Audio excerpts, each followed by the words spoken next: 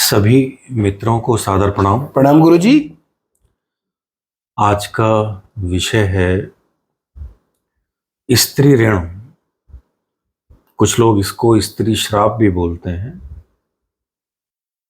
आज हम समझेंगे ये क्या होता है, इसके कारण क्या होते हैं और हमें इसके फलों को किस तरह से अपने जीवन में झेलना होता है। आज हम इसी टॉपिक पर बात करेंगे। मेरा निवेदन है वीडियो को अंत तक देखें। मैं इसके निवारण भी दूंगा, इसके कारण भी बताऊंगा, जिसे आप बहुत आसानी से खुद समझ पाएंगे। आपको किसी की आवश्यकता नहीं होगी। देखो, इंसान जब जन्म लेता है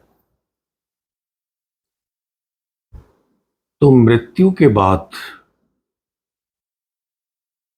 उसने जब जन्म लेना होता है तो अपने कर्मों के आधार पर उसने सब कुछ चुनना होता है।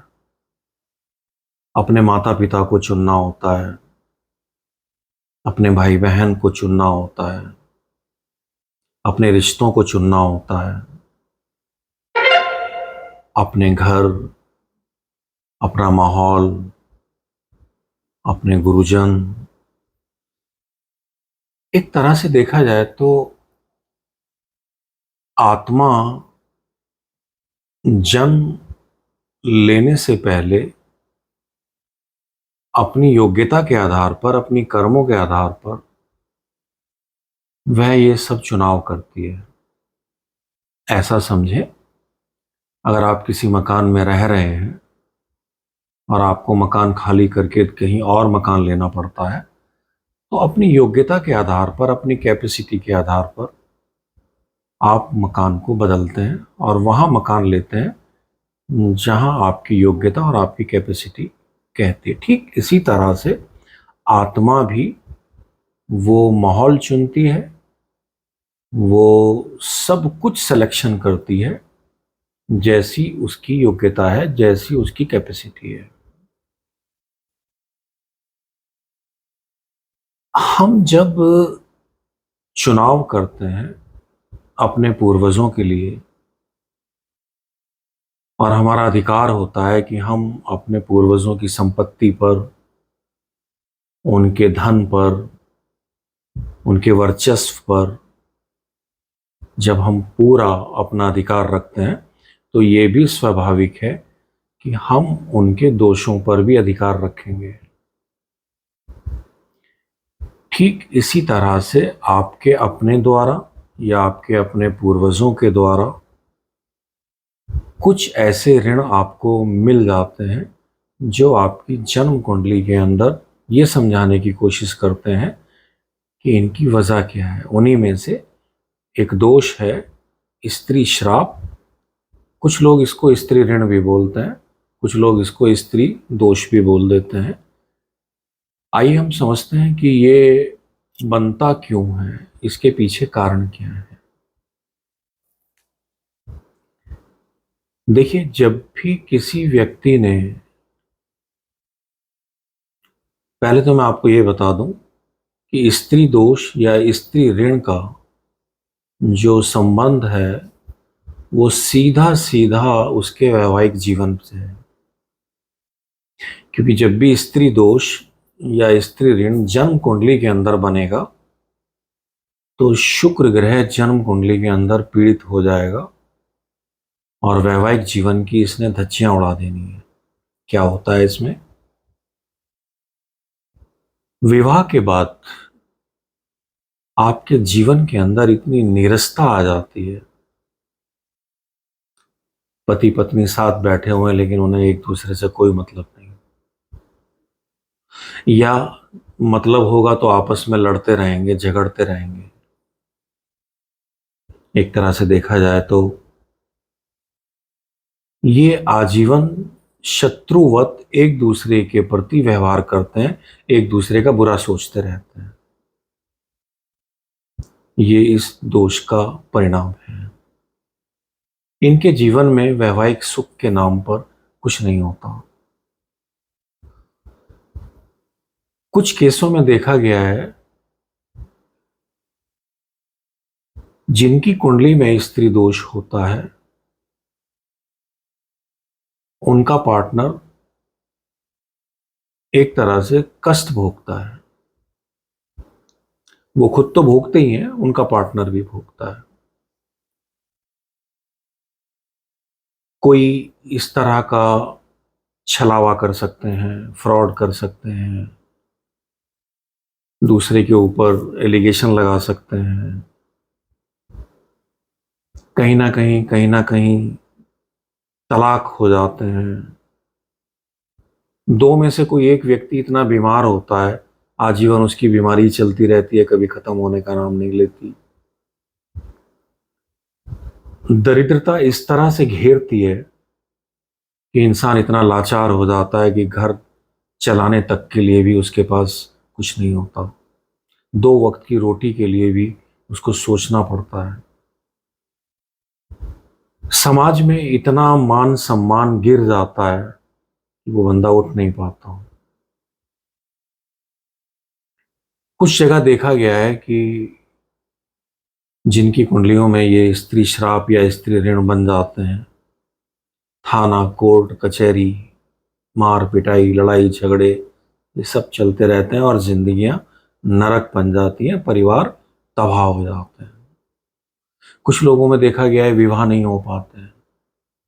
कुछ लोगों के यहाँ देखा गया है विवाह हो जाते हैं तो बच्चे नहीं हो पाते हैं, बच्चे हो जाते हैं तो बच्चे एबनॉर्मल हो जाते हैं, पूरा परिवार तबाह हो जाता है। ये सभी कमियां एक तरह से देखा जाए तो स्त्री श्राप और स्त्री ऋण में पाई गई हैं। जब हम जन्म कुंडली के अंदर ऐसा महसूस करते हैं कि स्त्री श्राप या स्त्री ऋण लगा हुआ है। रिलेशन में जो भी होते हैं, अभी विवाह नहीं हुआ है, आपका प्रेम संबंध चल रहा है, कोई रिलेशन चल रहा है, वहाँ एक दूसरे के प्रति बड़ा फ्रॉड हो जाता है। कुछ किन्हीं कारणों से एक दूसरे को ब्लैकमेल करते हैं। एक तरह से देखा जाए तो ये जो घटनाएं घट जाती हैं, जहाँ पर स्त्रियों के साथ इतना दुर्व्यवहार हो जाता है, रेप हो जाते हैं, बलात्कार हो जाते हैं, ये जो करने वाले होते हैं, इनकी जन्म कुंडली में इस तरह के दोष होते हैं। कहने का मेरा मतलब है कि विवाह आपके जीवन में नरक बन जाता है, सारी खुशियां खत्म हो जाती हैं, जिंदगी एक तरह से देखा जाए तो उत्पीड़न ही बनकर रह जाती है। आखिर ऐसा क्या हुआ, ऐसे कौन से दुष्कर्म हुए जिस कारण से इतना कष्ट, इतनी दुर्गति स्त्री श्राप और स्त्री ऋण में इंसान को मिलती है? आखिर उसने ऐसे कौन से कर्म किए कि उसके जीवन में ये स्त्री श्राप और स्त्री ऋण उसको मिला? आइए थोड़ा इसको समझते हैं। पूर्व जन्म में या इस जन्म में अगर किसी गर्भवती महिला के गर्भ को गिराया गया है, धोखे से उसके साथ अत्याचार किया गया है, उसकी धन संपत्ति को लूटा गया है, उसके साथ मार पिटाई की गई है, उसकी हत्या कर दी गई है, उसके साथ रेप हुए हैं, एक तरह से देखा जाए तो इन्हीं सब दुष्कर्मों के कारण स्त्री श्राप और स्त्री ऋण बन जाता है। ये चाहे आपकी पत्नी हो, ये चाहे कोई स्त्री हो, जब भी आपकी जन्म कुंडली में इस तरह का कोई दोष बन रहा है, ये एक तरह से स्त्री की बद्दुआ है। जब उसे सबसे ज्यादा आपकी जरूरत थी, आपने उसको धोखा दे दिया। आपने प्रेम जाल में किसी को इतना फंसाया कि उसका साथ छोड़ दिया, उसको धोखा दिया, उसको ब्लैकमेल किया। ये सभी तरह के जो भी उत्पीड़न हैं, चाहे पूर्व जन्म के हों चाहे इस जन्म के हों, ये एक तरह का दोष बना देते हैं, जिसको हम बोलते हैं स्त्री श्राप और स्त्री ऋण। सीधा सीधा शुक्र ग्रह खराब हो जाता है। अब मैं ज्योतिष के जो विद्यार्थी हैं उनको भी समझाना चाहता हूं कि शुक्र ग्रह खराब कैसे हो जाता है। देखो, जन्म कुंडली के अंदर जब हम काल पुरुष की कुंडली को देखते हैं तो जन्म कुंडली का दूसरा भाव और सातवां भाव ये शुक्र के घर कहलाते हैं। दूसरे भाव में वृष राशि आती है और सातवें घर में तुला राशि आती है, जो दोनों राशियां शुक्र की राशियां हैं।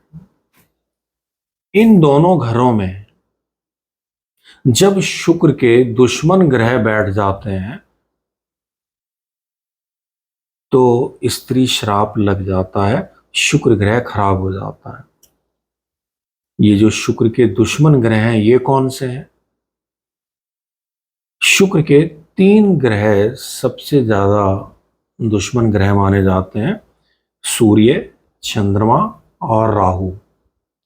दूसरे घर में और सातवें घर में अगर इनमें से कोई भी ग्रह बैठा हुआ है तो स्त्री दोष, स्त्री श्राप, स्त्री ऋण लग जाता है और शुक्र ग्रह खराब हो जाता है। दूसरा, शुक्र ग्रह के साथ 12 डिग्री के अंतर्गत अगर राहु,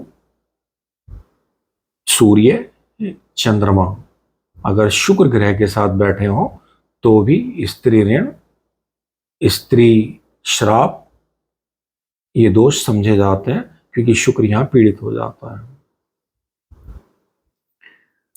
कहने का मेरा मतलब है कि अब हमने जो दोष मिल गए हैं इनका निवारण कैसे हो, हम इनका समाधान क्या करें?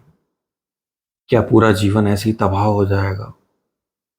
क्या जिंदगी ऐसी नरक बनकर चलेगी?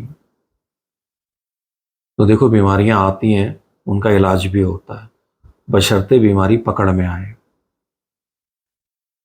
जब भी स्त्री श्राप या स्त्री ऋण बन रहा हो जन्म कुंडली के अंदर और आपको इस तरह के लक्षण समझ में आ रहे हो, आपके जीवन में कुछ इस तरह का चल रहा हो, तो गाय को पालें, गाय की रक्षा करें, उसकी सेवा करें। गाय के अंदर समस्त औषधियों का वास है और शुक्र का औषधियों पर अधिकार है। एक तरह से देखा जाए तो जब आप गौ सेवा करते हैं, गाय की रक्षा करते हैं, गाय को पालते हैं, तो आपके घर के अंदर शुक्र दोष समाप्त हो जाता है, स्त्री ऋण और स्त्री श्राप समाप्त हो जाते हैं। दूसरा, जहां कहीं पर भी देखें ऐसी कोई लाचार स्त्री जिसे मदद की आवश्यकता है, जिसे आपकी सहायता की आवश्यकता है, आपको लगता है वो गर्भवती है, आप उसकी सहायता करें। आप अपने स्तर पर जो भी उसकी मदद कर सकते हैं वो जरूर करें। जहां भी आपको लगता है स्त्रियों के साथ कुछ गलत हो रहा है, बिल्कुल सामने आए, निडर होकर सामने आए, अपने होने का एहसास कराएं उन राक्षसों को जो स्त्रियों के साथ अनादर करते हैं, स्त्रियों के साथ दुर्व्यवहार करते हैं। आप अपने आप को कमजोर क्यों समझते हैं? आप परमात्मा की संतान हैं और परमात्मा कमजोर कैसे हो सकता है? और जब आप किसी को रक्षा देते हैं, परमात्मा आपको शक्ति देता है। ऐसे बहुत सारे केस सुनने को मिलते हैं, उसका रेप हो गया, उसके साथ बलात्कार हो गया, उसके साथ बदतमीजियां हो गई। कि हमारे देश के युवा कर क्या रहे हैं? इनका खून नहीं खौलता या इनके खून में पानी भर गया है? इन राक्षसों को समझाओ, हम भी हैं, घबराओ मत। जिंदा किसने कितने दिन रहना है? लेकिन जब तक जिंदा हो अपने जिंदा होने का एहसास कराओ यार। आपके सामने आपकी माँ बहन बेटियों के साथ अत्याचार होता है, उसे मत झेलो, इतना कमजोर होकर मत जियो कि सामने वालों की इतनी हिम्मत हो रही है कि आप चुपचाप देखते रहते हैं। मत डरो, जिंदगी को जियो, अपने होने का एहसास कराओ, अपने अच्छे होने का एहसास कराओ। इसमें एक और सबसे अच्छा उपाय है, और वो है जितनी भी स्त्रियां हैं सबको आदर सम्मान दें, वो आपके रिश्ते में कोई भी हो, सभी का आदर करें। जहां कहीं पर भी आपको मौका मिलता है उन कन्याओं को, हमारे यहाँ तो नवरात्रों में कन्या पूजन होता है, कन्या पूजन जरूर करें। कन्या पूजन करने से भी आपके जीवन के अंदर शुक्र बल या शुक्र दोष स्थिर हो जाते हैं, उनका समाधान हो जाता है, शुक्र बल बढ़ने लगता है, शुक्र दोष समाप्त हो जाते हैं। देखो, राहु सूर्य और चंद्रमा से जब ये दोष बन रहा होता है तो मैं राहु के लिए एक बहुत अच्छा उपाय बता रहा हूं। महीने में एक बार बुधवार के दिन आप, जब अंधेरा हो जाता है तो मछलियों को जल में प्रवाह करें, जौ के आटे के पेड़े बनाएं और उनको भी जल में प्रवाह करें जब अंधेरा हो जाता है। सूर्य के लिए मैं आपको बता रहा हूं, जब स्थिति इतनी विकट हो जाए कि कोई रास्ता समझ में ना आए, 700 तांबे के सिक्के एक लाल कपड़े में बांधें और किसी घास वाली जगह में दबा दें। जरा ऐसा 7 रविवार करें, स्थितियां सुधरनी शुरू हो जाएंगी। अपने घर के अंदर किसी चांदी की लुटिया में गंगा जल भरें और उसको चांदी के ढक्कन से बंद करके रखें, टाइट करके अपने मंदिर में रखें। शुक्र बल बढ़ने लगेगा। आपके अंदर, आपके जन्म कुंडली के अंदर जो भी स्त्री श्राप या स्त्री ऋण बना हुआ है वो समाप्त होना आपको नजर आने लगेगा। लेकिन आचरण में आपको स्त्रियों की रक्षा, गाय की रक्षा ये करनी है। जितने भी दूध देने वाले वृक्ष हैं उनकी भी रक्षा करें, उनको बोएं, जैसे पीपल, बरगद, सफेद आक। अगर ये कहीं भी कोई काटता है इनको ना काटने दें। मुझे लगता है कि आज बस इतना काफी है। किसी का कोई प्रश्न है तो बताएं। धन्यवाद गुरुजी। आपका कोई प्रश्न है? नहीं नहीं, धन्यवाद गुरु जी। सादर प्रणाम। धन्यवाद गुरुजी।